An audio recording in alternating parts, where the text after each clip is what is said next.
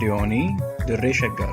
Raadiyoonii Dirree Shaggar. Raadiyoonii Dirree Shaggar.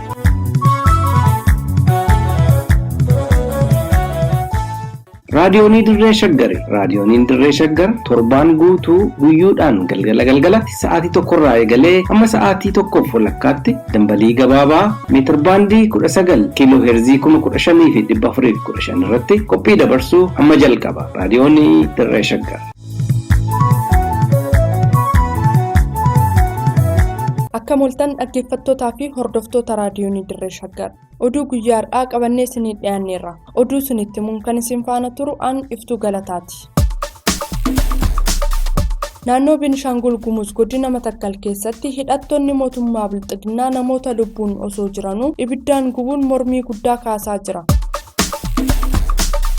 Godina Shawaa Kaabaa aanaa warra Jaarsotti lolli hidhattoota mootummaa fi waraana bilisummaa Oromoo gidduutti taasifamaa jiruun manni barumsaa bultii addaa fi sadarkaa lammaffaa barbadaa'uun dhaga'ame. Mootummaan Bilxiginnaa wal dhibdee adda bilisa baasaa uummata Tigraay waliin qabu karaa nagaan furuuf waliigaluu ifa godhe. Kunneenii fi kanneen biroos qabannee dhiyaanneerra. Hanga xumuraatti nu waliin tura.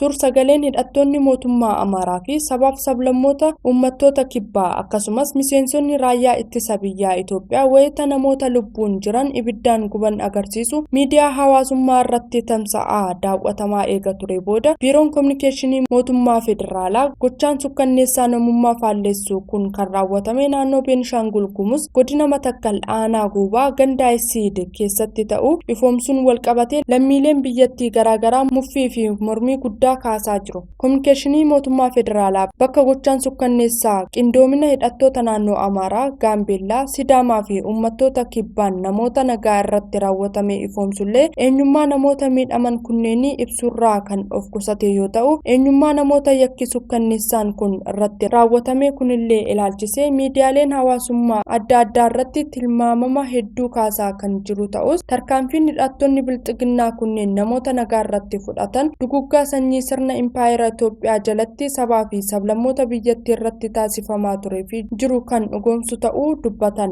Baatii fulbaanaa bara darbe humni addaa mootummaa naannoo Amaaraa, Gaambeellaa, Sidaamaa fi uummattoota kibbaa gara naannoo Beenishaangul Gumuz godina Matakkal aanaa bulanitti bobba'uun gochaalee sukkanneessaa garaagaraa raawwachaa turuu isaanii raadiyoonii Dirree Shaggar jiraattota godina Matakkal aanaalee adda addaarraa dubbisuun gabaasaa kan ture yoo ta'u, godina Matakkal keessatti aanaalee akka Dibaaxee, Buulan, Daangurii fi kanneen biroo keessatti jiraattota mana jireenyaa isaanii waliin ibiddaan gubaa fi jumlaan rashanaa turuun ni yaadatama jechuun kan gabaase Liiban Jaarsooti.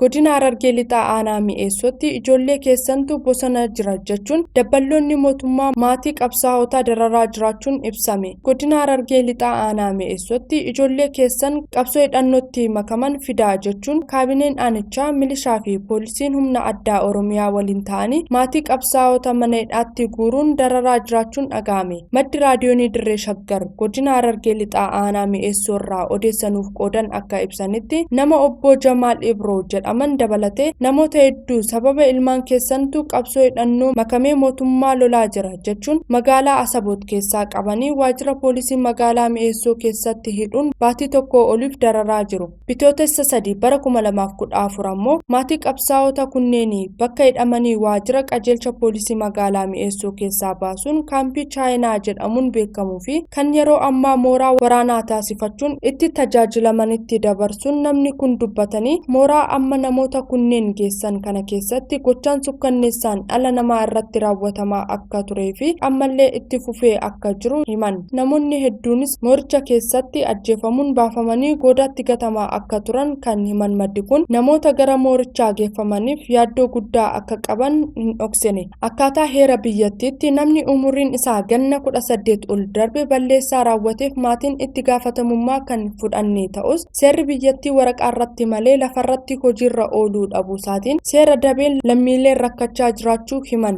Gochaan akkasii guutummaa Oromiyaa keessatti raawwatamaa akka jiru kan eeran namni kun maatiin qabsaa'otaa dhimma isaan hin ilaallanneef ajjeefamaa, qabeenyi isaanii gubachaa fi saamamaa akkasumas qe'ee irraa buqqifamaa jiraachuu dubbatan. Wabii Waaqotu gabaase. Godina Shawaa Kaabaa Aanaa Warra Jaarsoo keessatti lola waraana bilisummaa Oromoo fi hidhattoota mootummaa Bilxiginnaa gidduutti yeroo dheeraaf gaggeeffamaa jiru hordofee jiruu fi jireenya hawaasa naannichaa garmalee gaaga'amaa kan jiru yoo ta'u, lola torban darbe hidhattoota kunneeniin gidduutti Aanaa Warra Jaarsoo Liiban Qacammee fi Hoosee keessatti taasifamaa tureen manni barumsaa sadarkaa lammaffaa, buufanni fayyaa fi manni barumsaa bultii addaa dhiyeenya Liiban Qacammeetti ijaaramee ture barbadaa'uu maddi raadiyoonii Dirree Shaggaritti lola waraana bilisummaa Oromoo fi hidhattoota mootummaa Bilxiginnaa gidduutti Aanaa Warra Jaarsoo gandoota garaagaraa keessatti gaggeeffamaa jiru jalaa of baraaruuf hawaasni aanichaa qe'ee fi qabeenya isaarraa baqatee bakkeewwan adda addaatti rakkina guddaa keessa jiraachuu kan himan maddi raadiyoonii Dirree Shaggar Liiban Qacammeerraa yaada isaanii qoodan tokko mana barnootaa bultii addaa dabalatee buufata fayyaa, kuusaan kitaabaa fi bu'uuraalee misoomaa adda addaa barbadaa'uu dubbatan. Manneen barnootaa, buufanni fayyaa fi bu'uuraalee misoomaa Aanaa Warra Jaarsoo keessatti argaman shaneetu daheeffatee jira jechuun hidhattoota mootummaatiin yoo haleelaman aanicha keessatti sababa lolichi hammaataa dhufeen barattoonni hedduun barumsa isaanii adda kutanii jiraachuu himan. Liiban Jaarsootu qindeesse. Magaalaan Amboo raafama guddaa keessa jiraachuun ibsame.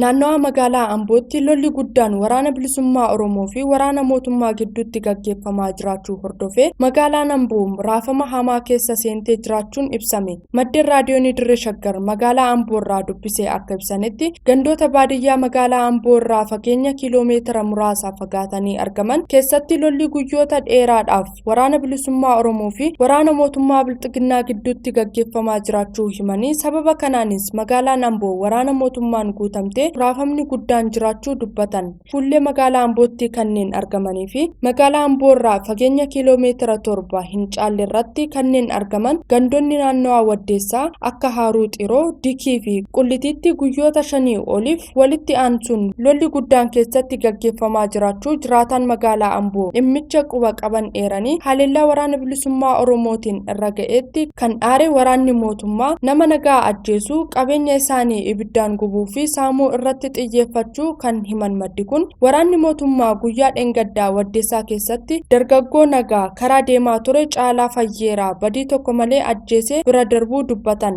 Naannawaa magaalaa Ambootti lolli gareewwan lameen gidduutti jabaatee itti fufuu kan himan namni kun guyyaa dheengaddaa nama Baay'isaa Gasharee jedhamu kan Aanaa Daannootti dhiiga namoota nagaa dhangalaasaa turee fi yeroo ammaa biiroo waajjira dhimma nageenyaa Aanaa Amboo keessa hojjechaa olii fi gadi fiiguun dhiiga ijoollee Amboo lolaalsisaa ture magaalaa Miixxee fi Amboo gidduutti waraana bilisummaa Oromootiin ajjeefamuu ibsaniiru. Eega ajjechaan kun raawwatamee asitti dabballoonni fi kaabinoonni garaagaraa magaalaa Amboo keessatti cubbuu daangaa hin qabne uummata nagaa irratti raawwachaa turan sodaa hamaa keessa seenanii waraana Bilxiginnaa lakkoofsaan hedduu ta'e magaalaa Amboo keessa qubachiisaa akka jiranii fi waraanichis magaalattii keessatti faca'ee uummata shororkeessaa akka jiru ragaa bahan jechuun kan gabaaste Hawwii Qajeelaati.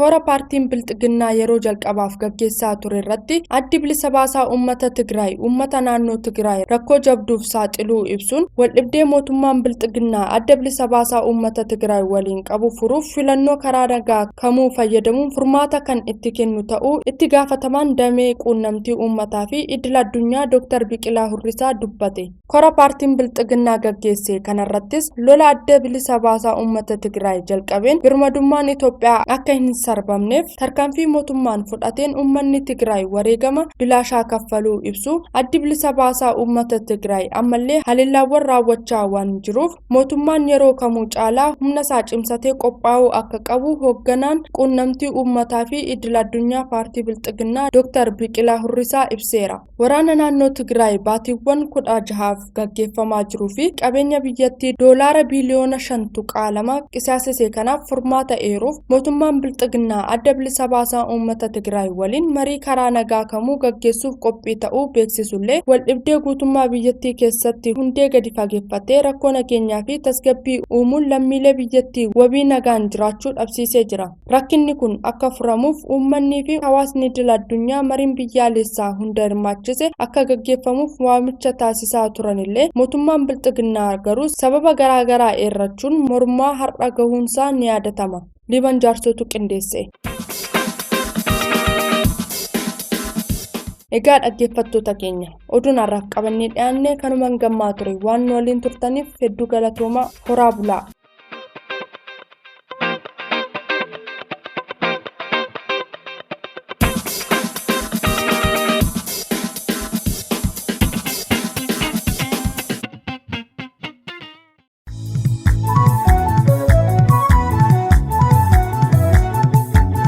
raadiyoonii dirree shaggar raadiyoonii dirree shaggar raadiyoonii dirree shaggar